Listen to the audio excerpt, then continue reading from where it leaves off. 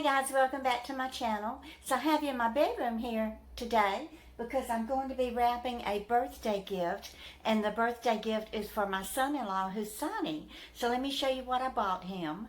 And he loves flavored tequila. So Jill said either mango or pineapple. So I went to the liquor store, and luckily I found the bottle of mango, the Patron.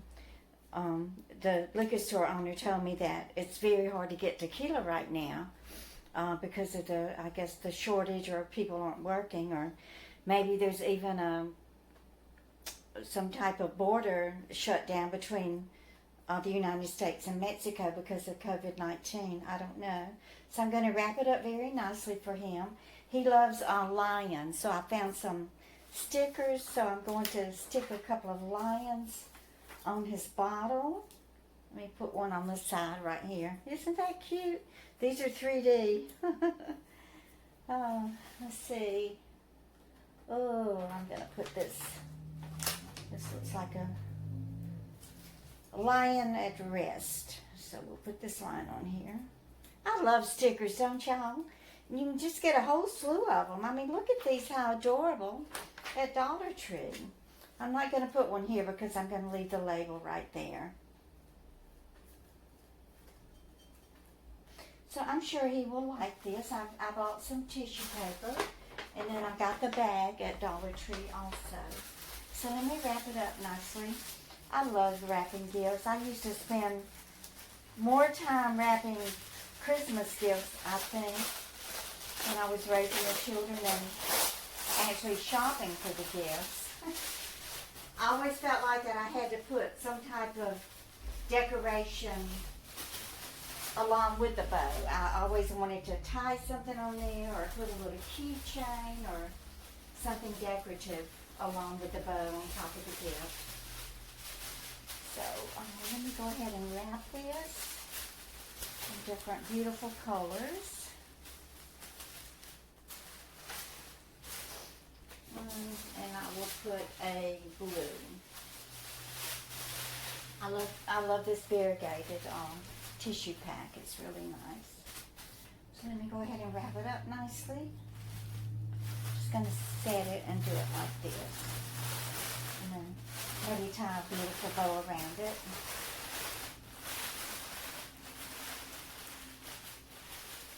I have some gift ribbon over here. Get it. And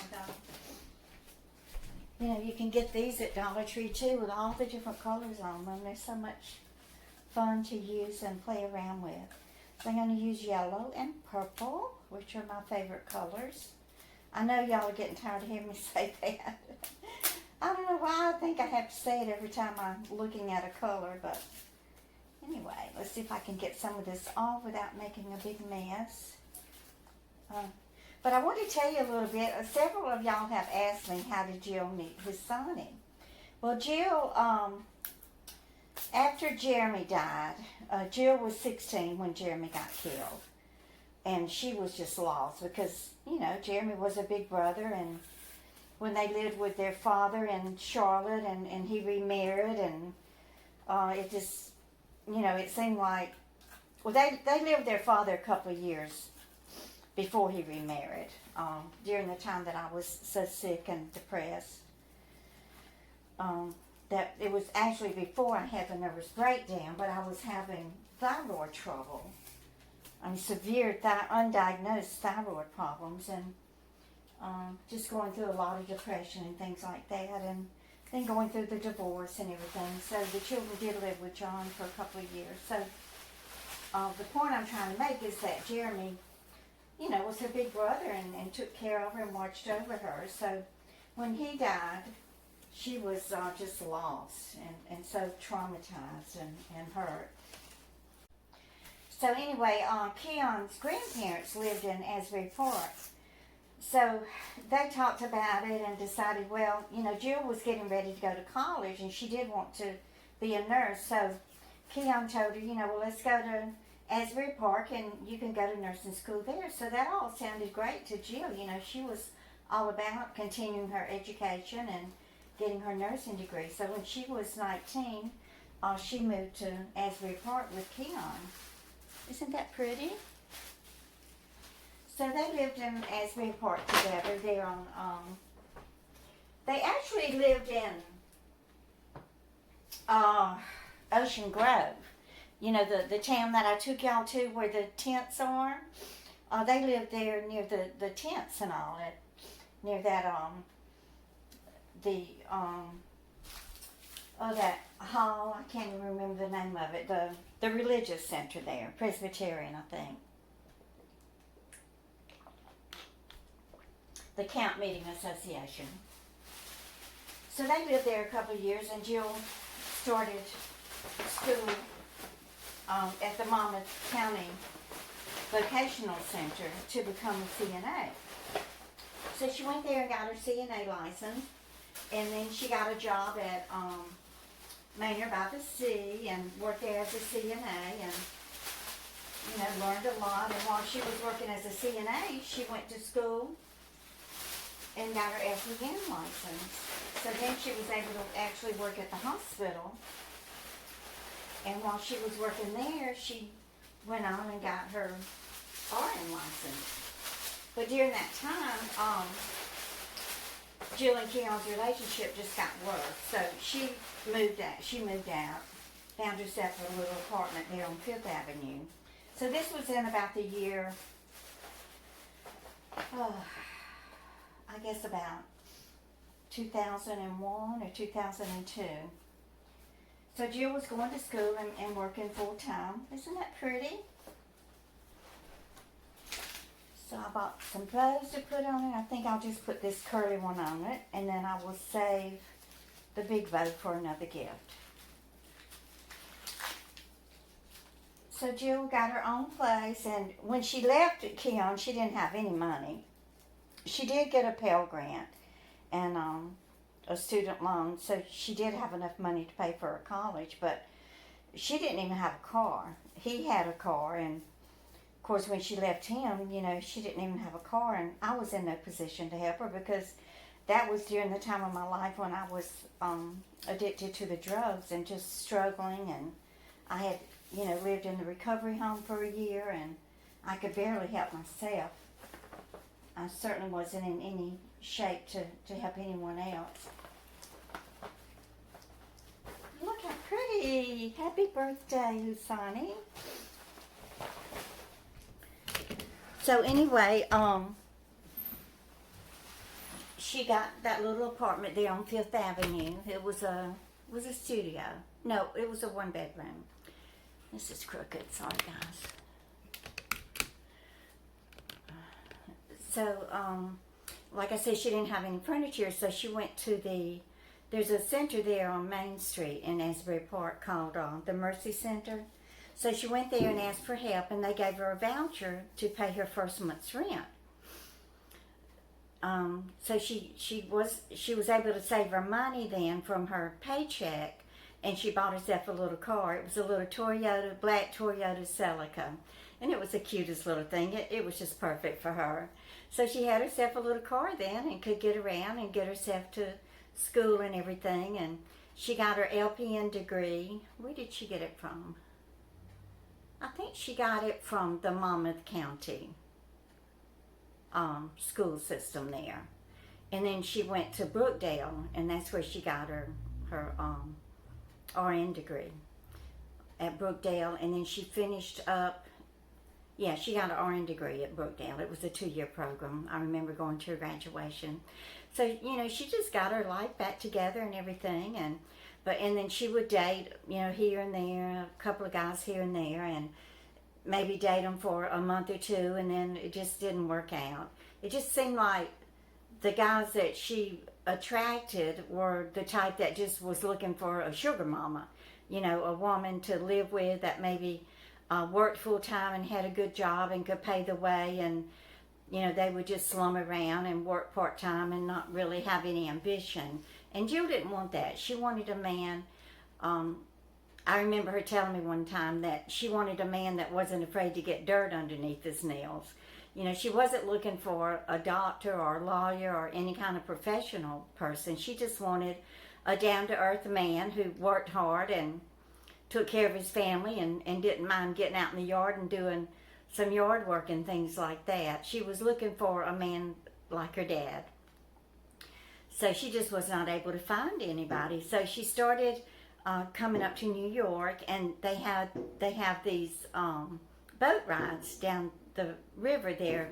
They live out of the New York harbor, and they're themed boat parties, more or less. So they would have a theme party, say for the Trinidadian type theme, which is, the soca music and that type. So she went on one of those boat rides one night, and that's when she met Husani. He was on the same boat that she was on, and they started talking, and they didn't hit it off, right away, but they exchanged phone numbers. And Husani was living in Brooklyn, and of course Jill was still living there on the Jersey Shore, but they started dating, and he would come to the Jersey Shore and see her, and then she would come to Brooklyn and see him, and he would take her to nice restaurants, and they would go dancing and do things like that.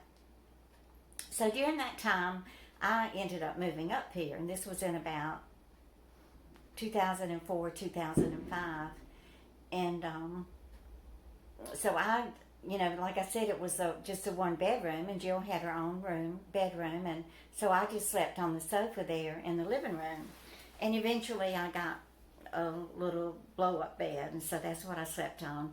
And then I got the job working for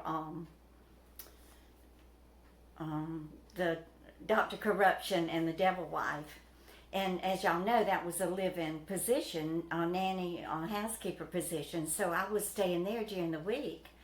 They have a little cabana there in the backyard that was turned into a nanny apartment for the nanny. So I would stay there during the week, and then I would go to Jill's apartment on Friday night and Saturday night and Sunday night. So it worked out. I mean, I would do the grocery shopping on Saturday, and I would cook. And Jill was mostly vegetarian then, so I was trying to learn how to cook meals that she would eat and could take to work for her lunch and everything. So we got along just great. It was so good for her and I to be back together, because we had been separated for the few years that she lived up here, and I was still down in Florida. So I was real happy when she started dating Husani, and then their relationship got very serious. So she ended up moving. She finished getting her bachelor's of nursing degree. I forget the name of the university. It's a Catholic university here in New York, but they did the remote classes there at Monmouth Hospital. So she was going there, and she got her bachelor's degree. I want to say Felician University. I might be wrong. Anyway, she got her bachelor's degree, and then she moved in with Husani, and they lived in a little apartment there in Brooklyn. And then they got an apartment in Far Rockaway. They rented an upstairs apartment from this man and woman who lived in they owned the house, and they converted the upstairs into an apartment. So Jill and Husani lived there, and they had fallen in love with each other, and so then they decided to to get engaged, and then they decided to have a baby. So then she got pregnant, and Issa was born. And the day that Issa was born, they had just closed on the house there in Valley Stream. So I remember Jill had put a roast in the crock pot that day and was cooking it, and she went into labor. So she had to take the crock pot downstairs and leave it with her landlady so that the roast could finish cooking. And we did end up taking it to the new house, or their house that they're in now in Valley Stream.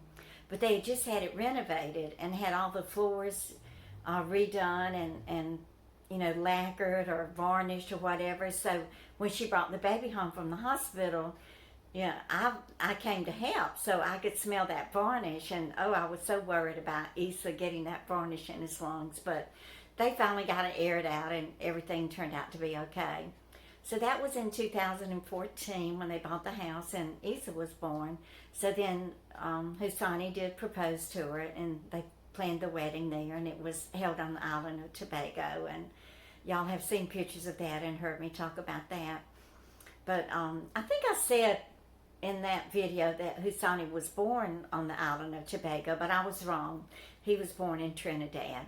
So that's my story about my wonderful son-in-law, and I'm going to take this gift to him, and I hope he enjoys it. I think that he will. It's always good to ask first what someone wants instead of guessing, because then you'll know that you're sure to buy the right thing for them. So I hope that y'all will share my videos with your friends and family and co-workers and church members and just anybody on the street that you think would like watching Glenda Sully. I appreciate it so much, and I appreciate you so much. And y'all just keep on coming back. Bye, guys.